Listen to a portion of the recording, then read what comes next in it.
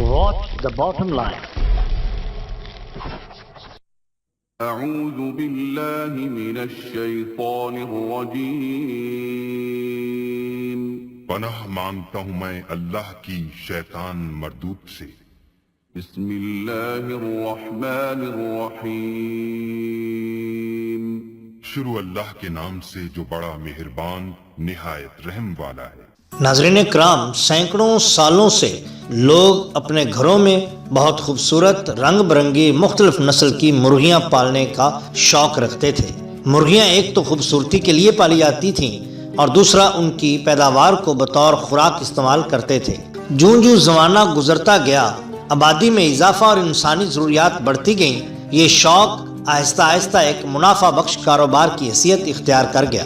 اس میں تو کوئی شک نہیں کہ اگر صرف دیسی مرغیاں ہی ہوتی تو یقیناً آج ہم اپنے بچوں کو یہ مرغیاں چڑیا گھر میں دکھاتے اور کہتے کہ یہ ہمارے آباء و اجداد کبھی کھایا کرتے تھے۔ ناظرین کرام، دیسی مرغیوں کی کمی اور انسانی ضروریات کو مد نظر رکھتے ہوئے سن 1916 کے لگ بھگ ایک نئے طریقے سے مرغی کی پیدائش کا تجربہ کیا گیا۔ سن 1930 میں اس کو باقاعدہ کراس بریڈ کے ذریعے سے پیدا کیا گیا۔ سن 1960 کے لگ بھگ یہ مرغیاں جو کراس بریڈ تھیں ان کو مارکیٹ میں متعارف کروا دیا گیا۔ ناظرین یاد رکھیے کہ برائلر مرغی سے مراد وہ مرغی یا مرغ ہوتا ہے جس کی افزائش صرف گوشت کے لیے ہوتی ہے۔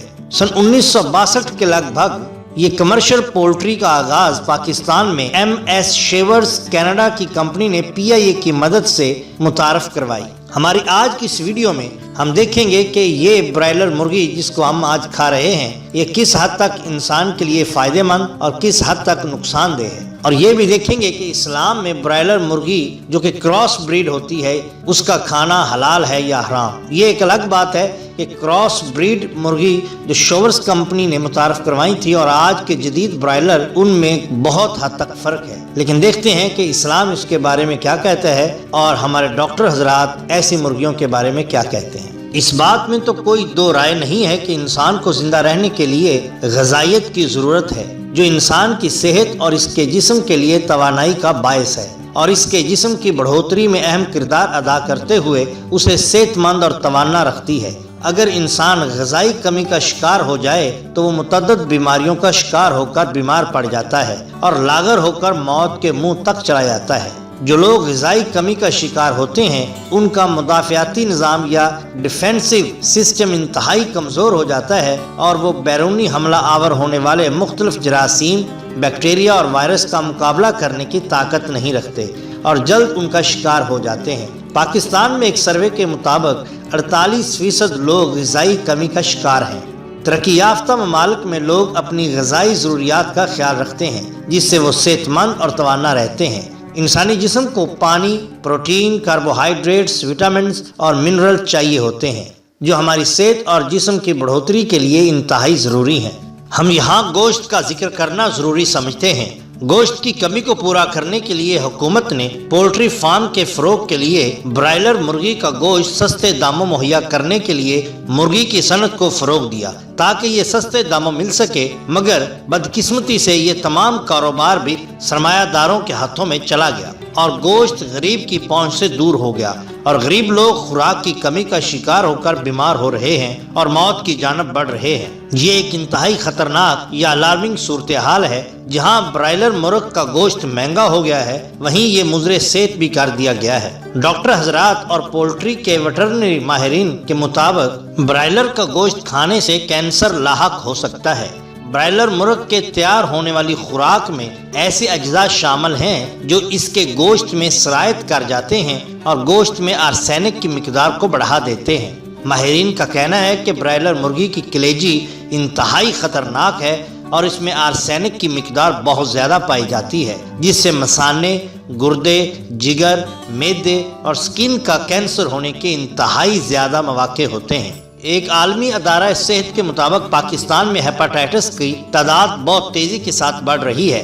ان کے مطابق ہیپاٹائٹس کا مرض برائلر مرغ کھانے سے ہوتا ہے۔ ماہرین کا کہنا ہے کہ پولٹری فارم میں 2/3 ایسی مرغیاں پائی جاتی ہیں جن میں ایسے بیکٹیریا پائے جاتے ہیں جو موجودہ دور میں پائی جانے والی اینٹی بائیوٹک کے استعمال سے بھی نہیں مرتے۔ اس بیکٹیریا کو میڈیکل کی زبان میں ESBL کے نام سے پکارا جاتا ہے، جو پینسلین اور اس جیسی دوسری دیگر ادویات کو بھی بے اثر بنا دیتی ہیں۔ جب ہم برائلر کا گوشت کھاتے ہیں تو یہ ہمارے جسم میں منتقل ہو جاتے ہیں اور مختلف بیماریاں پیدا کرتے ہیں۔ ان بیماریوں پر ادویات بے اثر ہو جاتی ہیں اور لوگ متعدد بیماریوں کا شکار ہو کر مرنا شروع ہو جاتے ہیں۔ برائلر مرغی کے گوشت میں سیلمونیا بیکٹیریا پایا جاتا ہے جو انسانوں میں کینسر اور دوسری بیماریوں کا باعث بن رہا ہے۔ کچھ لوگوں کا کہنا ہے کہ پاکستان جیسے ممالک میں برائلر گوشت کو انتہائی تیز آنچ پر پکایا جاتا ہے جس سے وہ بیکٹیریا اور جراثیم مر جاتے ہیں۔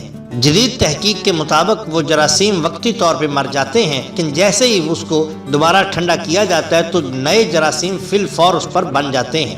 جن شیڈز میں یہ مرغیاں رکھی اور پالی جاتی ہیں وہاں پر حفظان صحت کے اصولوں کا خیال بالکل نہیں رکھا جاتا، جس کی وجہ سے مرغیوں میں رانی کھیت، تپ مہرکا، اسہال، سانس کی بیماریاں، برڈ فلو جیسی انتہائی خطرناک بیماریاں پھیلنے کا خطرہ ہوتا ہے۔ ان گندے شیڈوں میں جب مرغیاں بیمار ہوتی ہیں تو شیڈ کے شیڈ خالی ہو جاتے ہیں۔ ان بیمار مرغیوں کو قانوناً تلف کرنے کے احکامات ہوتے ہیں، مگر انہیں ذبح کر کے انسانوں کو کھلا دیا جاتا ہے، جس سے یہ امراض انسانوں میں منتقل ہو رہے ہیں اور تیزی سے پھیل رہے ہیں۔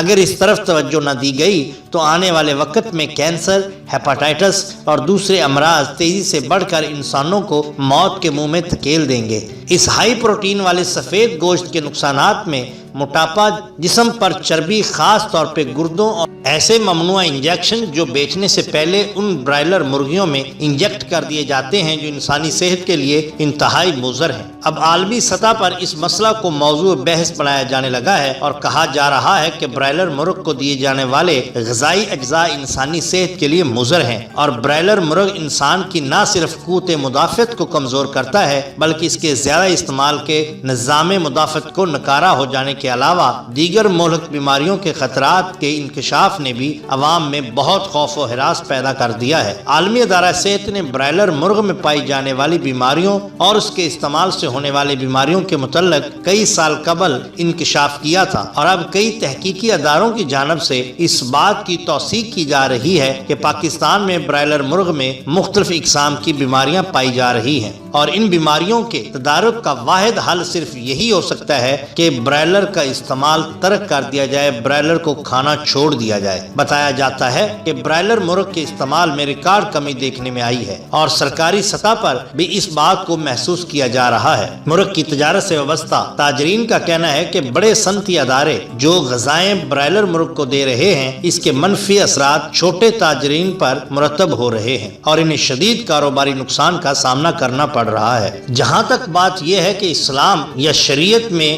برائلر مرغی کے کھانے کے بارے میں کیا حکم ہے، اس بارے میں ہم آپ کی توجہ ایک فتوے کی جانب کروا رہے ہیں۔ الجامعہ البنوریہ العالمیہ دارالافتاء والقضاء کراچی نے 5 جولائی سن 2012 کی اشاعت میں ایک فتویٰ جاری کیا تھا جو آپ کے سامنے ہم پیش کر رہے ہیں۔ سائل نے پوچھا تھا کہ برائلر مرغی کھانا حلال ہے یا حرام، کیونکہ اس کی فیڈ میں جانوروں کے بلوڈ یا اعضاء شامل ہوتے ہیں، اور بلوڈ تو کسی بھی حال میں جائز نہیں ہے، اور ان کو ہارمونز کے انجیکشن بھی لگاتے ہیں جس کی وجہ سے وہ جلدی جوان ہو جاتے ہیں۔ تو کیا ہمارا مرغی یا اس کے انڈے کو کھانا جائز ہے یا نہیں؟ الجامعہ نے جو بیان کیا فتویٰ وہ کچھ اس طرح کا ہے کہ مرغی کا گوشت یعنی برائلر مرغی کا گوشت اور اس کے انڈے کھانا حلال ہے، البتہ فیڈ یا کوئی دوسری نجس غذا کھانے کی وجہ سے اگر اس کے گوشت سے بدبو آنے لگے تو ایسی مرغی کا گوشت کھانا مکروہ ہوگا۔ اس کو جلالہ کا نام دیا جاتا ہے، یعنی ایسی مرغی کو 3 یوم تک ارس کھانے سے باز رکھا جائے، اور اس کے بعد اگر وہ اپنا فطری کھانا شروع کر دے تو اس کو کھانا ٹھیک ہے۔ اگر بدبو